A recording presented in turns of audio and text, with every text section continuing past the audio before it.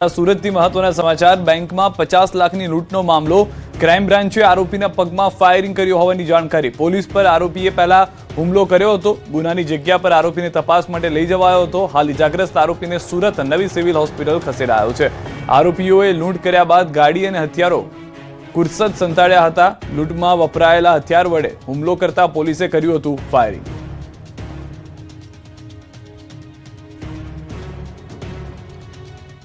ગરમીમાં શેકાયું ગુજરાત 9 શહેરમાં તાપમાન 40 ડિગ્રીને પાર પહોંચી ગયું છે 43.1 ડિગ્રી સાથે અમદાવાદ સૌથી ગરમ શહેર રહ્યું ગાંધીનગર અને રાજકોટમાં 42.8 ડિગ્રી પારો નોંધાયો અમરેલીમાં 42.7 ડીસામાં 41.3 ગરમી નોંધાઈ છે વડોદરામાં 41.6 ભુજમાં 41.2 ડિગ્રી તાપમાન નોંધાયું છે કંડલામાં 40.5 ભાવનગરમાં 40 ડિગ્રી તાપમાન નોંધાયું છે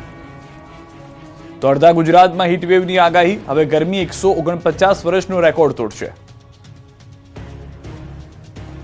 ગુજરાતમાં ગરમીનો પારો છટક્યો છે મે માસમાં પ્રથમવાર 44 ડિગ્રી તાપનું ટોર્ચર લોકો સહન કરી રહ્યા છે રાજકોટથી લઈને અમદાવાદ ગાંધીનગર ભુજ સહિતના શહેરો તો જાણે ગરમીમાં ઉકળી રહ્યા છે હીટવેવથી રસ્તાઓ બપોર પડતા સુમસામ ભાસી રહ્યા છે ત્યારે હજુ પણ આકરી ગરમી સહન કરવા તૈયાર થઈ જજો હવામાન વિભાગે આગાહી કરી છે કે 24 કલાકમાં તાપમાનનો પારો ઊંચકાશે આગામી 4 દિવસ તાપમાનમાં ઉત્તરોત્તર વધારો થશે 2 થી 3 ડિગ્રી થશે તાપમાનમાં વધારો આગામી 7 દિવસ માટે રાજ્યમાં હીટવેવ હાહાકાર મચાવશે કચ્છ રાજકોટ સુરેન્દ્રનગર પાટણ બનાસકાંઠા अहमदाबाद गांधीनगर सूरत वडोदरा में हीट वेव की आगाही है राजकोट सुरेंद्रनगर इत्यादि है फिर जो आपका जो पाटन और वहाँ तक भी एक्सटेंड होगी बनासकांठा पाटन अहमदाबाद में day 4 day 5 day 6 Ahmedabad Gandhinagar में एक्सपेक्ट कर सकते हैं इसी तरह से सूरत और बड़ौदा की अगर बात करें तो 3 और 4 में वहाँ भी आइसोलेटेड हीट वेव की संभावना है બીજી તરફ કેટલાક વિસ્તારોમાં 24 કલાક માવઠાની આગાહી છે મહારાષ્ટ્ર અને મધ્યપ્રદેશની સરહદ નજીકના જિલ્લાઓમાં થઈ શકે છે વરસાદ દાહોદ તાપી છોટાઉદેપુર ડાંગ નર્મદામાં વરસાદની આગાહી છે ગાજવીજ સાથે છૂટોછવાયો વરસાદ પડી શકે છે कल एक साइक्लोनिक सर्कुलेशन था सेंट्रल पाकिस्तान और इंडियन राजस्थान पे वो अभी परसिस्ट कर रहा है साइक्लोन हवा होती है तो इनके प्रभाव से हम उम्मीद कर सकते हैं कि जो अपना गुजरात रीजन है जो ये बाउंड्री लगती हुई है मध्य प्रदेश और महाराष्ट्र से वहाँ के कुछ डिस्ट्रिक्ट में छिटपुट बारिश होने की संभावना है तो हल्की से मध्यम बारिश मेघ गर्जन के साथ રાજકોટમાં 44 ડિગ્રીએ પારો પહોંચતા રોડ પર સિગ્નલ પર નેટ નાખવામાં આવી ગુજરાતનું સૌથી હોટ શહેર બનેલા રાજકોટમાં તાપમાનનો પારો 44 ડિગ્રી સુધી પહોંચી ગયો જેના કારણે રાજકોટના લોકો ત્રાહિમામ પોકારી ઉઠ્યા બપોર પડતા જ રાજકોટના રસ્તાઓ સુમસામ ભાસવા લાગે છે ત્યારે સિગ્નલ પર લોકોને ગરમીથી રાહત મળે તે માટે ગ્રીન નેટ લગાવવામાં આવી છે શહેરના ત્રિકોણબાગ ભાવનગર રોડ આજી ડેમ ચોકડી સહિતના વિસ્તારમાં અન્ય વિસ્તારોની સરખામણીએ વધુ ગરમી નોંધાતી હોવાથી મનપા દ્વારા ત્રિકોણબાગ ખાતે ગ્રીન નેટ લગાવવામાં આવી તેમજ સ્પ્રિંકલર દ્વારા પાણીનો છંટકાવ શરૂ કરવામાં આવ્યો શહેરવાસીઓએ મનપાની આ કામગીરીને વખાણી ખાસ કરીને સિનિયર સિટીઝનોનું કહેવું છે કે આ પ્રકારની વ્યવસ્થા ગરમીમાં રાહતરૂપ સાબિત થઈ શકે છે ડાકોર મંદિરમાં હવે મનોરથ કરવા મોંઘા પડશે તમામના ભાવમાં તૂતિંગ વધારો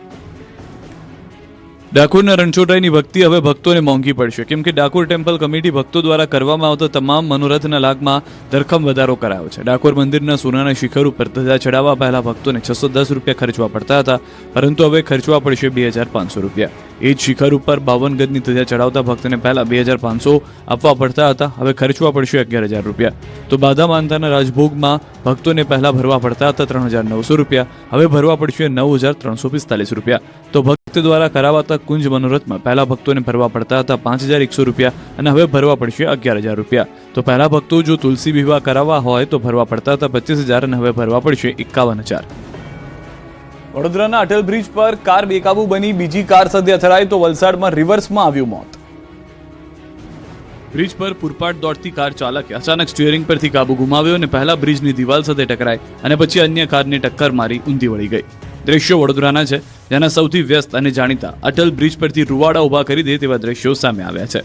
ગેંડા સર્કલથી ગોત્રી તરફના માર્ગ પર ટ્રાફિક રાબેતા મુજબ ચાલી રહ્યો છે ત્યારે અચાનક એક કાર ચાલક સ્ટીયરિંગ પરથી પોતાનો કાબુ ગુમાવે છે માતેલા સાંજની માફક આવતી કાર બેકાબુ બની પહેલા બ્રિજની દિવાલ સાથે ધડાકાભેર અથડાઈ છે ટક્કર એટલી જોરદાર હતી કે કાર ત્યાંથી ઉછળીને બાજુમાંથી પસાર થતી બીજી કારને અડફેટે લે છે અને રોડની વચ્ચોવચ્ચ ભયાનક રીતે પલટી ખાઈ જાય છે આ જોરદાર ટક્કર અને કારને રોડ પર ગોતા ખાતી જોઈને પાછળ આવતા અને આસપાસના વાહન ચાલકોમાં ભારે ફફડાટ વ્યાપી ગયો હતો બ્રિજ પર થોડીવાર માટે અફરાતફરીનો માહોલ સર્જાયો હતો. કારની હાલત અને અકસ્માતની ભયાનકતા જોતા કોઈ મોટી હોનારત સર્જાય હોવાની ભીતિ હતી, પરંતુ સદનસીબે આ ગમખ્વાર અકસ્માતમાં એક મોટી જાનહાનિ ટળી ગઈ છે. કાર ઊંધી વળી જતા લોકોએ ભેગા થઈને કાર ચાલકને બહાર કાઢ્યો. કાર ચાલકનો આશ્ચર્યજનક રીતે આબાદ બચાવ થયો. ઘટનાની જાણ થતાં ગોરવા પોલીસ સ્ટેશનનો સ્ટાફ તાત્કાલિક સ્થળ પર દોડી આવ્યો હતો. હવે મહિલાની ઉતાવળે ધોળા દિવસે મોત જોવાનો વારો આવ્યો છે.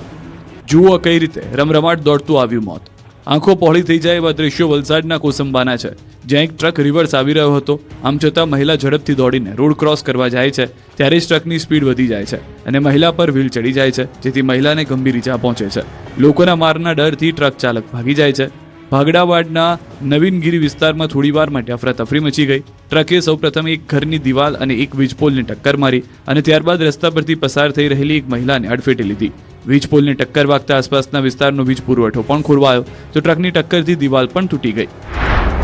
આ તરફ દાહોદમાં ખાનગી બસને અકસ્માત નડ્યો. ઉજ્જૈનથી સુરત જતી બસ અકસ્માત નડ્યો. 19 લોકોમાંથી 6 લોકોને ઈજા પહોંચી.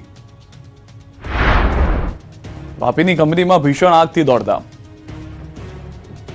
વાપી જીઆઈડીસીના થર્ડ ફેઝ વિસ્તારમાં આવેલી ખાનગી કંપનીમાં આગ લાગતા આજુબાજુની કંપનીઓમાં પણ દોડધામ મચી ગઈ હતી. આ કંપની કલર બનાવતી હોવાથી જ્વલનશીલ કેમિકલ અને પદાર્થો પણ મોટી માત્રામાં સંગ્રહ કરેલા હોવાથી થોડીક વારમાં આગે મોટું સ્વરૂપ ધારણ કર્યું અને આસપાસના વિસ્તારમાં ધુમાડા પ્રસરી ગયા. જોકે ફાયર બ્રિગેડની ટીમોએ ભારે જહેમત બાદ આગ પર કાબુ મેળવ્યો. આ ઘટનામાં કોઈ ઈજા કે જાનહાનિ થઈ નથી.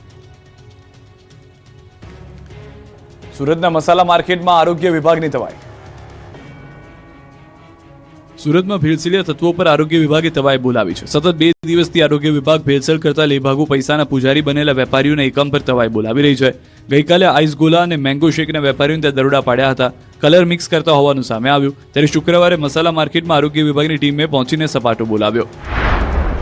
સુરતમાં આરોગ્ય મંત્રી પ્રફુલ પાનસેરિયાના આદેશ બાદ આરોગ્ય તંત્ર હરકતમાં આવ્યું. મસાલા વિક્રેતાઓ સામે કાર્યવાહી શરૂ કરવામાં આવી. ગોળદોડ રોડ પર આવેલા જીવીએમ મસાલા વિક્રેતા પર સુરત મહાનગરપાલિકાના આરોગ્ય વિભાગે દરોડા પાડી તપાસ હાથ ધરી. મસાલા ભરવાની સિઝન દરમિયાન ભેળસેળયુક્ત ખાદ્ય પદાર્થોના વેચાણની આશંકાને ધ્યાનમાં રાખીને આ કાર્યવાહી કરવામાં આવી. આરોગ્ય વિભાગે સ્થળ પરથી મરચું પાવડર, હળદર, ધાણા જીરું તેમજ અન્ય